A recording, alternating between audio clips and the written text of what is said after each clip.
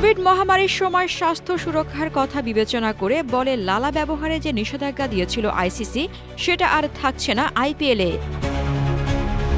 শুধু তাই নয়, ভারতের ফ্রাঞ্চাইজি লিগের এবারের আসর থেকে দেখা যাবে ম্যাচের দ্বিতীয় ইনিংসের মাঝপথে আরেকটি নতুন বল ব্যবহারের নিয়ম।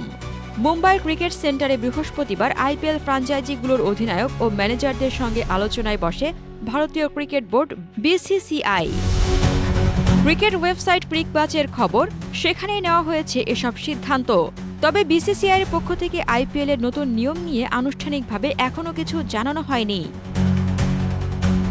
বল চকচকে রাখার জন্য মূলত লালা ব্যবহার করে থাকেন ক্রিকেটাররা। পেসারদের রিভার্স সুইং পাওয়ার ক্ষেত্রে তা গুরুত্বপূর্ণ ভূমিকা পালন করে। কিন্তু কোভিডের সময় বলে লালা ব্যবহার করা নিষিদ্ধ করে আইসিসি। কঠিন সেই সময় কাটিয়ে এখন স্বাভাবিক জীবনে ফিরেছে মানুষ। চ্যাম্পিয়ন্স ট্রফি চলাকালে বলে লালা ব্যবহারে নিষেধাজ্ঞা বাতিল করার দাবি তোলেন ভারতের অভিজ্ঞ পেসার মোহাম্মদ শামি। তার সঙ্গে একমত পোষণ করেন নিউজিল্যান্ডের টিম সাউদি ও দক্ষিণ আফ্রিকার ভেরনন ফিল্যান্ডনার। আইসিসি এখনও নিষেধাজ্ঞাটি প্রত্যাহার করেনি, তবে আইপিএল কর্তৃপক্ষ পুরনো নিয়মে ফিরে যাচ্ছে। ক্রিকবাজের প্রতিবেদনে বলা হয়েছে, আইপিএলে রাতের ম্যাচের দ্বিতীয় ইনিংসের একাদশ ওভারের পর আরেকটি বল ব্যবহারের সিদ্ধান্ত নিয়েছে বিসিসিআই। শিশিরের প্রভাবের কথা চিন্তা করেই এমন পথে হাঁটছে তারা।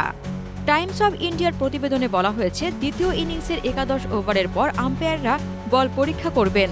যদি অত্যাধিক শিশির থাকে তাহলেই কেবল বোলিং করা দল নতুন বল ব্যবহারের অনুমতি পাবে। তবে সেই বল চকচকে পালিশ করা একেবারে নতুন বল হবে না। এছাড়া উচ্চতার নো বল ও অফ স্টাম্পের বাইরের হোয়াইট বলে ডিআরএস নেওয়া হলে হক আই এবং বল ট্র্যাকিং প্রযুক্তি ব্যবহার করা হবে।